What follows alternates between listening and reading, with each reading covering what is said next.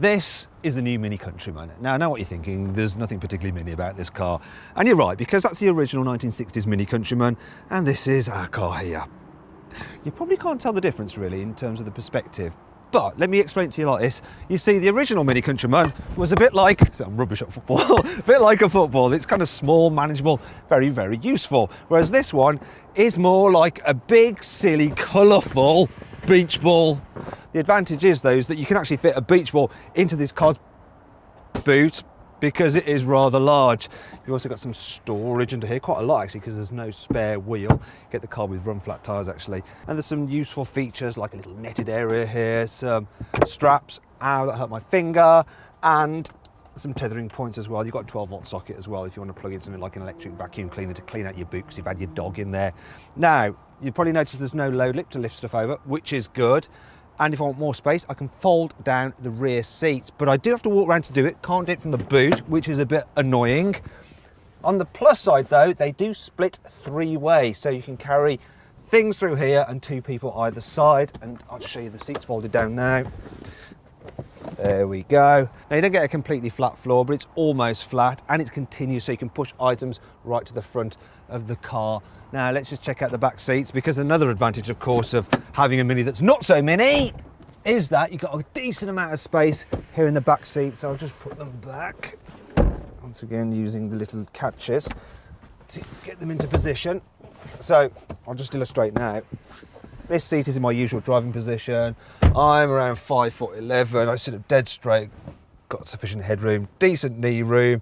Even the middle seat is bearable, so you can carry three in the back of this car once if you want to. And on the whole, yeah, it's very, very nice. This car has the upgraded rear seat, so for £300 extra, you can slide them, and where's that catch again? Always looking for the catches. And recline them as well, and that's an option definitely worth having if you ask me. And if you click up there, you can actually see more information on this car's practicality in my in-depth practicality video, and you can see how easy it is to fit a child seat in the back of here, how much stuff you can fit in the boot, and what it's like with three adults here in the back. Now, the downside of having a MINI that doesn't look all that mini is the fact that it looks a touch silly. So it's a bit ridiculous for something that's called a MINI to be so tall. I have to jump for you to be able to see me over it. And then there's all like the design treatments that look okay on the littler MINI, but on this it's just a bit ridiculous actually. For me, this is a bit of a carbuncle of a car. It's not cheap either, so it starts from £22,500. If you click up there to go to carwow.co.uk, you can compare offers from dealers and buy at a price that you're confident in. Now, on the inside, however, there can be no doubt of which brand of car you're sat in, because it's got that true MINI character. It's all quirky, it's cutesy, yet it's high quality and it feels well built. I mean, there's certain features that I really love, like the little toggle switches down here and this huge round display in the middle of the dash. Now, the car itself is actually quite practical because it's the big Countryman. So you've got huge door bins and there's some storage down here. I also like the fact that it feels roomy here in the front, so the tall roof line means that, well, tall people will be able to get comfy, and because you can jack the seat all the way up, small people won't feel intimidated driving it either, which is great news. And then there's the infotainment system. So this one actually has the upgraded system and it's very slick. It's basically BMW's iDrive, but with some cutesy MINI graphics. Very nice and easy to use. And if you click up there, you can watch my full in-depth review of the infotainment system. This one is actually upgraded, and so that costs extra money. And also, when you look around the car, there's quite a few extra options on it, such as, I mean, we've got mood lighting in the door pockets. It's all a bit extravagant, and so is the price of the options. So this one actually has £10,000 worth of extra kit on it, which quite frankly is obscene. That's all the practical stuff dealt with. Now it's time to see what this MINI is like to drive.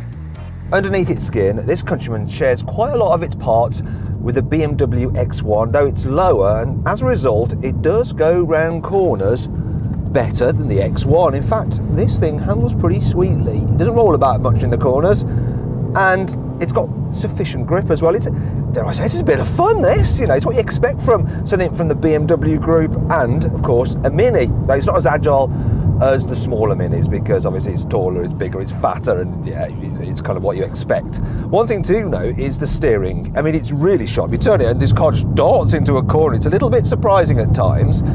It actually has something called progressive steering. Now I'll try and explain that to you. So I'm just going to pull up over here. so that someone doesn't crash into the back of me. Now what it means is that the more I turn the wheel, the increased amount the front wheels turn. So if I turn the wheel this much, let's say the wheels turn like that, but then I go through another kind of similar amount of turnage, the wheels turn a lot more. And what that means is that you can go from lock to lock in very few turns, and that means that it's very easy to maneuver this car in town. I suppose another way you can think about it is the longer I talk about the steering, the faster people are clicking out this video, so I better stop rabbiting on about it now. And one of the downsides of having a car that's kind of sporty and a bit lively like this Mini is that the suspension is a bit on the firm side. Some people will find it a touch uncomfortable, and if you do find this car a little bit too firm, you can get it with adaptive dampers which have a comfort mode which helps. In terms of engines, well, you can get diesel and petrol. I go for the 1.5 litre petrol because it's punchy enough and it gives decent economy, though if you do lots and lots of miles, probably get the Cooper D. However, this one that I'm driving is the Cooper S, so it's got a 2 litre turbocharged petrol engine, 192 horsepower, supposed to do 0 to 60 in just over 7 seconds. It's supposed to do about 44 miles per gallon. I'm averaging 31, which isn't great. That pillar does create quite a blind spot, and the back window isn't particularly large. However, there is one saving grace. You get quite large quarter lights at the very back, so when you're looking over your shoulder to manoeuvre or to join a junction, that does help a lot. In fact, if you click up there, you can see for yourself by joining me for a 360-degree passenger ride video. Not everything about the Mini Countryman is great. Here's 5 annoying things about it. The rear windscreen wiper is so small, it only clears you a very small porthole to look through. These fake side air vents on this Cooper S model just look rubbish. You can't fit the parcel shelf underneath the false floor, which is a shame. The fuel gauge is all cheap and nasty and plasticky, like some horrible children's toy.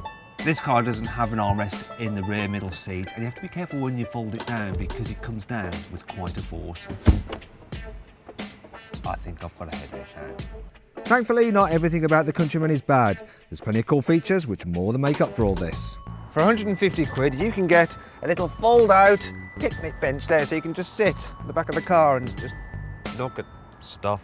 I love how it folds away as well, look. It's brilliant. There's a little Mini logo inside the indicators, but of course, the button to put the car into sports mode or green mode is integrated into the gear selector.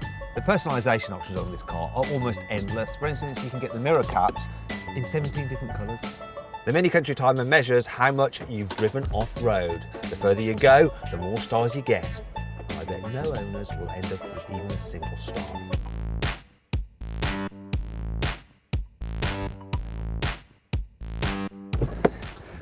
Now, if you click up there, you can go to carwow.co.uk for more information and to save an average of £1,200 on a new Mini Countryman. So then, what's my verdict on it?